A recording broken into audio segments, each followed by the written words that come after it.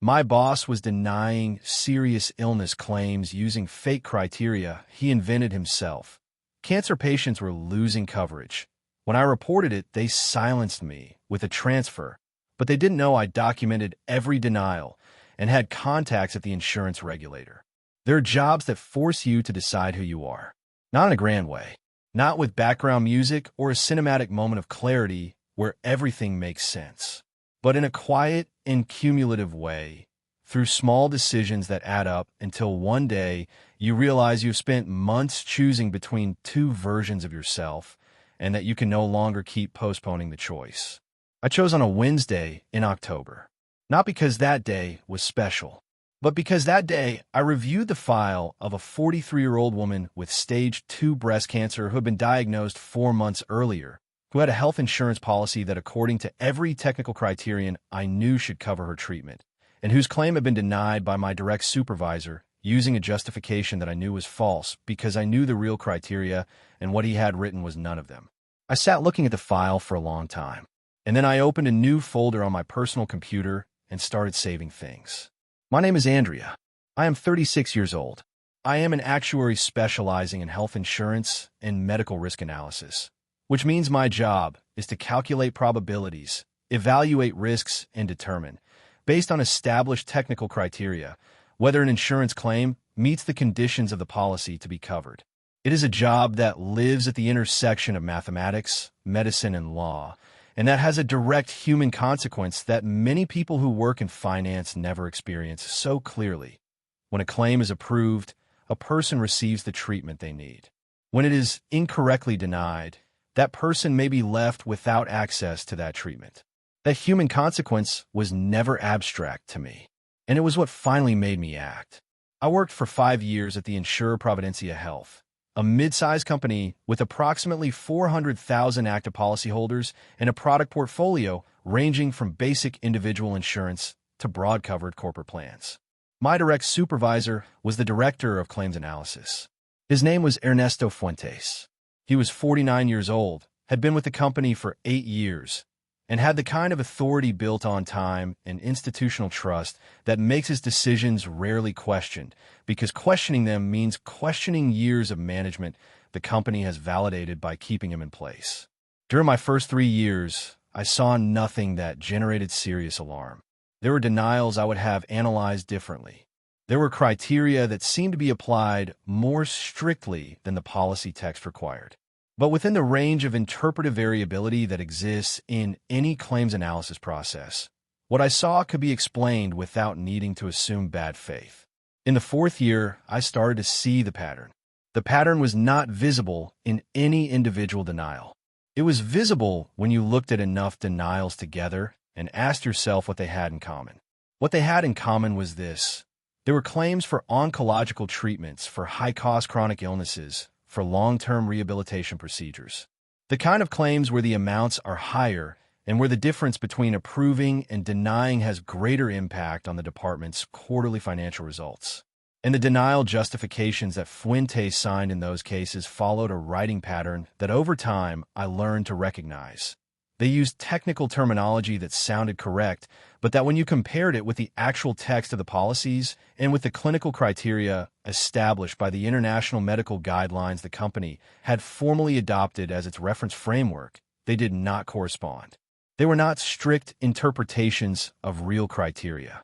They were invented criteria, written in a way that would appear technical to someone who did not know the real reference framework, but that had no basis in any official company document or any recognized clinical guideline. I started documenting using the methodology I apply in my ordinary work. I built a database of the denials signed by Fuentes over the previous 2 years. I extracted the technical justifications from each one. I classified them by type of diagnosis and type of treatment.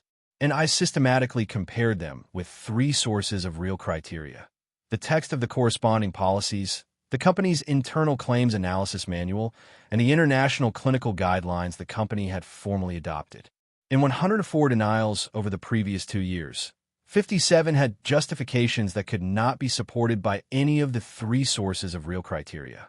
57 claims denied without legitimate technical basis. Of those 57, 42 were from patients with oncological diagnoses or serious chronic conditions. 42 people with serious illnesses who had been rejected using criteria that existed in no official document. The financial impact of those denials for the insurer was calculable. I calculated it. The human impact for the patients was incalculable. I knew that without needing to calculate it. I went to Human Resources on a Thursday afternoon. I did not go to Fuentes' supervisor because Fuentes had been with the company for 8 years, and his supervisor had built his own career partly on the results of the department Fuentes ran. I went to Human Resources because it is the formal channel for reporting irregular conduct by managers, and because I wanted the report to be in an institutional record. I met with the director of Human Resources. I presented a summary of my analysis with 3 specific, fully documented cases as examples of the pattern. I explained the methodology I had used to compare the justifications with the real criteria. I left her a copy of the summary. She told me she would take the matter with the seriousness it deserved, that she would initiate an internal review, that she would keep me informed of developments. 3 weeks later, I was called to a meeting with the Director of Human Resources and the General Director of Operations. They informed me that following an internal review, they had not found evidence of systematic irregularities in the claims analysis department, that there was normal interpretive variability in any process of this type. That nevertheless, since I had expressed discomfort with the work dynamic in my current department, the company wanted to offer me a development opportunity in the corporate actuarial department, where my skills would be equally valuable. A transfer, not disciplinary, presented as an opportunity, but a transfer that moved me away from the claims department and from the visibility I had into Fuentes' work. I accepted the transfer, not because I had decided to stay silent, but because rejecting it without yet having the complete file would have been the wrong move. Accepting the transfer gave me time, and the transfer to the corporate actuarial department gave me, paradoxically, access to aggregated financial data I had not had from my previous position. Data that over the following 2 months completed the map of what was happening in a way I had not anticipated. From corporate actuarial, I could see the financial results of the claims department by quarter. I could see how the denial rate in high-cost segments had increased consistently over the previous 3 years. I could see how that increase directly correlated with improvements in the department's profitability indicators that Fuentes had presented in internal reports as the result of his management. Fuentes' management had been rewarded internally, rewarded for results that were partly the product of denying legitimate claims. I documented that too. By the 3rd month after the transfer, the file was complete. I had the database of the 57 denials with unsupportable criteria. I had the comparative analysis with the 3 sources of real criteria. I had the financial data showing the correlation between the irregular denials and the profitability indicators that had generated internal recognition for Fuentes. I had the record of my internal report and the institutional response that had been the transfer. And I had something else I had found during the 2 months in the new department. 3 colleagues who in informal conversations, without knowing I was documenting anything, had mentioned similar situations they had observed and had chosen to ignore because the cost of not ignoring them seemed too high. All 3, when I contacted them directly and explained what I was doing, decided to add their observations to the file. Not anonymously, with their names, with awareness of the consequences that might have. That was what cost me the most emotionally to process throughout the entire process. That there were people who had seen the same thing I had and had stayed silent, and that when someone offered them the possibility of not staying silent, they chose not to. Silence is sometimes not cowardice. Sometimes it is simply the absence of someone who shows that speaking is possible. I contacted the insurance and securities regulator on a Monday morning. The regulator is the supervisory body that oversees insurer operations and has a specific mandate to investigate fraudulent claim denial practices, which is exactly what I had documented. I had a contact there, an inspector I had met at a technical seminar 2 years earlier and with whom I had had occasional professional exchanges. I called her and described what I had. She told me that what I described was the type of case the regulator took with the utmost seriousness because it directly affected policyholders in medically vulnerable situations, which is the highest protection category under the applicable regulatory framework. She asked me to send the complete documentation that same day. I sent it that afternoon. Simultaneously, I sent copies to two patient rights defense organizations I had been in contact with in the context of my work and that had the capacity to file collective claims on behalf of affected policyholders. And I contacted a journalist specializing in insurance and finance who had spent years investigating industry practices with the technical rigor that a topic of this complexity requires. I did not give the journalist the complete documentation yet. I described the case in general terms and asked whether they had context about similar situations in the industry.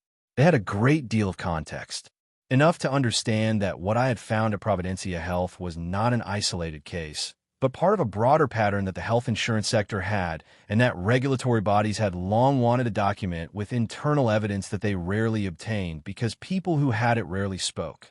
I had the internal evidence. I told them that when the regulator confirmed that the investigation process was underway, I would provide the complete documentation for publication. The regulator opened a formal investigation in less than 2 weeks. The speed was possible because the documentation I had built over months was exactly the type of evidence that regulatory bodies normally take a long time to build from the outside. It was not a complaint that something might be happening, but a documented technical demonstration that something had been happening for at least 2 years with specific identified cases. The investigation included an audit of all the claims department's denials over the previous 5 years, not just the 2 years I had analyzed. What the audit found when it expanded the period was that the pattern went further back than I had been able to document from my position. The number of denials with unsupportable criteria over 5 years was significantly larger than the 57 I had identified. The patient rights organizations filed claims on behalf of affected policyholders who in several cases could demonstrate that the denial of their claim had resulted in treatment delays with documented medical consequences. Ernesto Fuentes was suspended from his duties during the investigation. The company, when it understood the magnitude of what the investigation was finding, changed its strategy notably. It went from defending Fuentes' decisions to distancing itself from them with a speed that was in itself revealing of what the management knew or should have known. The general director of operations who had chaired the meeting where they offered me the transfer was also made subject of investigation for having received the internal report and deciding not to act on it. The company was sanctioned by the regulator with fines calculated on the number of irregular denials identified and with the obligation to review and favorably resolve all claims that the audit determined had been denied without legitimate technical basis. Several of those claims corresponded to patients who were still in the process of treatment and for whom the favorable resolution arrived at a moment when it was still useful. Others arrived too late. That is the part of the outcome I cannot wrap in a satisfying ending because it does not have one. I was fired from the company 4 months after the investigation began. The formal justification was organizational restructuring, but the timing and context made the real motivation impossible to conceal. My attorney filed a lawsuit for unjustified dismissal with documentable retaliation that resulted in compensation that was settled before going to trial. I found work at the regulator 6 months later, not as an inspector, which would have required a longer career transition, but as a technical consultant in claims criteria analysis, which is exactly the specialty I had developed and that the regulator needed precisely because cases like the one I had documented showed that the gap between the criteria insurers declared they used and those they actually used required people who knew how to detect it. My file on Providencia Health became the case study the regulator uses internally to train its inspectors. That does not compensate the people who receive their treatments late or who did not receive them. But it means that what happened at that company will be harder to repeat at another. And that matters. What I want you to take from this story goes beyond the indignation that is the natural reaction to what I have just told you. If you have health insurance and your claim is denied, you have rights.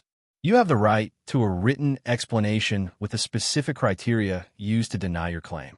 You have the right to compare those criteria with the text of your policy. You have the right to appeal the decision within the same insurer. And you have the right to file a complaint with the insurance regulatory body in your country if you believe the denial has no basis in the terms of your contract. Most people do not exercise those rights because they do not know they have them. Now you know. Use them. If this story made your jaw tighten, comment. Did you know you have the right to appeal a denied insurance claim? Like if you believe patients deserve real protection. Subscribe for more real stories. Share with someone who has health insurance and needs to know they have rights when a claim is denied. Practical tip. If your insurer denies a medical claim, always request the written justification with the specific criteria. Compare those criteria with your policy text. If they do not correspond, appeal formally. If the internal appeal fails, file a complaint with the insurance regulator or commission in your country. Your policy is a contract, and you have the right to have it honored.